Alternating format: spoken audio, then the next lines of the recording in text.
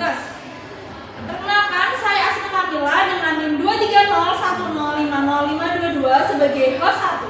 Saya Stevia Lely Firna dengan NIM 23010505008 sebagai host 2. Saya Adi Nikita Apriati dengan nomor NIM 23010505105 sebagai narasumber 1. Saya Rajo Rosono dengan NIM 23010505000 sebagai narasumber 2.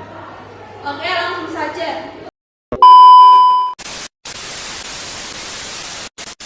Halo sahabat EduTalk, selamat datang di EduTalk PGSD, podcastnya mahasiswa calon guru hebat.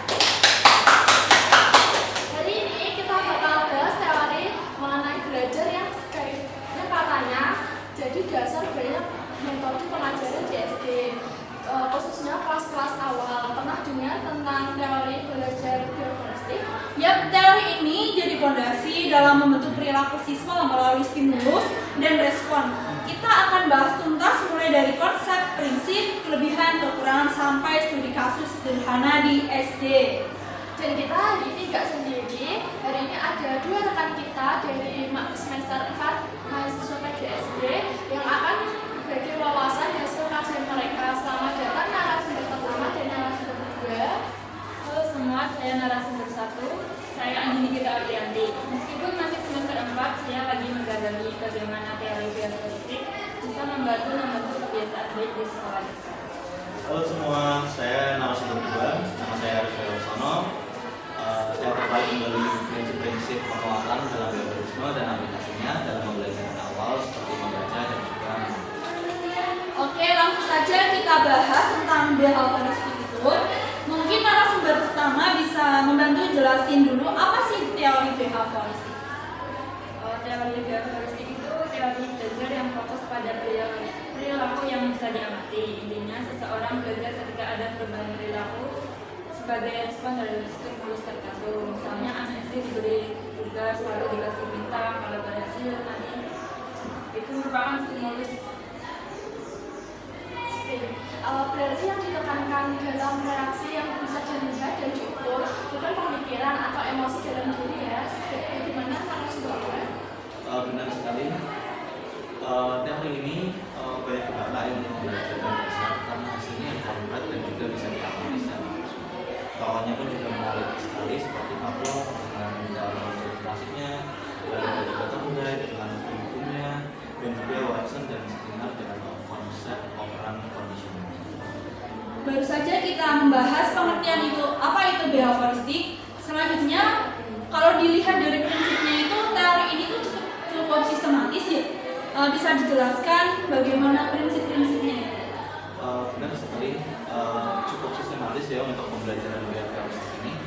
Prinsip utama dalam bioforestik itu sendiri itu antara lain ada stimulus respon, reinforcement atau penguatan, lalu ada juga penguatan negatif dan positif, penguatan primer dan sekunder, lalu kesederaan penguatan, shaping ataupun pembentukan perilaku, dan juga extinction ataupun kesunatan perilaku.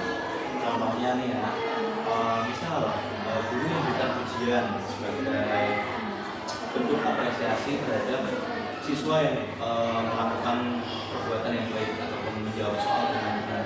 Nah, itu merupakan contoh sebagai penguatan positif. Lalu juga ada siswa yang melakukan kesalahan ataupun melanggar aturan, itu bisa terkena hukuman. Dan contoh seperti itu merupakan contoh dari stimulus negatif. Jadi semua bentuk stimulus punya peran penting dalam memunculkan perilaku yang diinginkan. Iya, betul. Bahkan ilmunya pun juga penting bahwa penguatan diberikan langsung setelah perilaku itu tampaknya akan lebih kuat.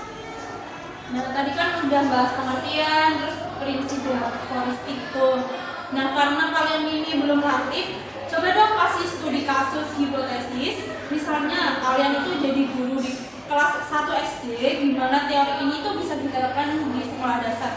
Dimulai dari Mbak Dini, coba. Jadi kalau saya jadi guru kelas 1 SD, saya akan terapkan real and praktik untuk belajar membaca. Misalnya setiap hari siswa membaca buku satu kata ke buku secara berulang. Kalau mereka bisa membaca dengan lancar, saya perlu juga untuk membentuk kebiasaan mereka. Kalau dari Mas Ariel sendiri? Kalau menurut saya sendiri, saya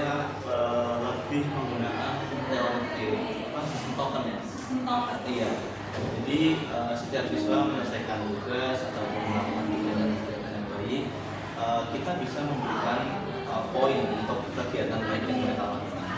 Nah, tapi jika poin tersebut sudah terkumpul, misalnya 5 poin ya sudah terkumpul, nah itu bisa digunakan untuk penukaran seperti pemilihan minggu ataupun waktu istirahat.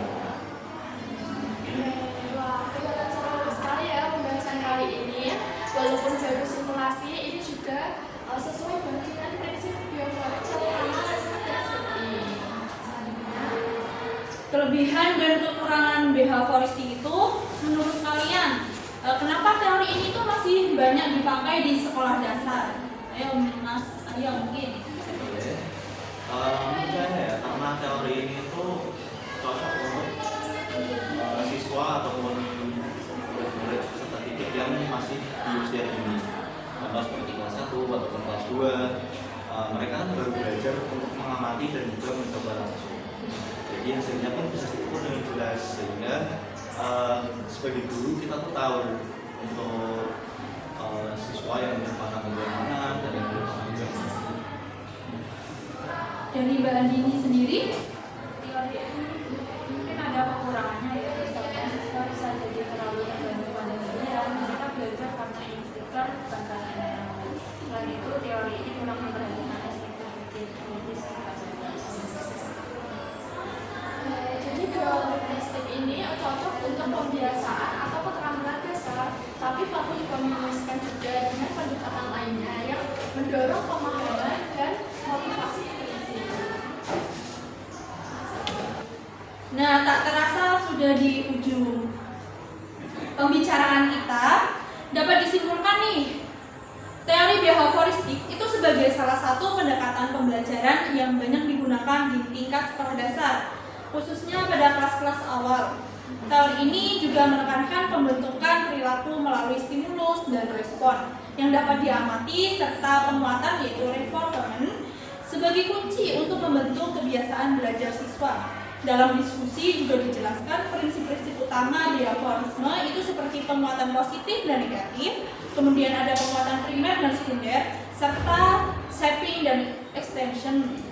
Oke, narasumber juga memberikan contoh penerapan teori ini di kelas SD, kelas 1 SD, seperti pemberian tikar, koin sebagai bentuk penguatan. Meskipun efektif dalam pembentukan perilaku dasar, teori ini juga memiliki kelemahan seperti potensi ketergantungan siswa pada hadiah dan kurangnya perhatian pada aspek berpikir.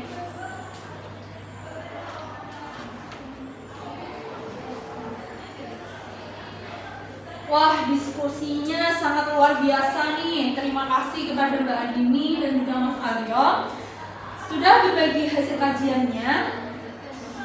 Oke, buat teman-teman mahasiswa PGSD, semoga episode kali ini bisa menjadi referensi pemahaman kalian soal bioforensi dan penggunaan di SD. Sampai ketemu di episode berikutnya.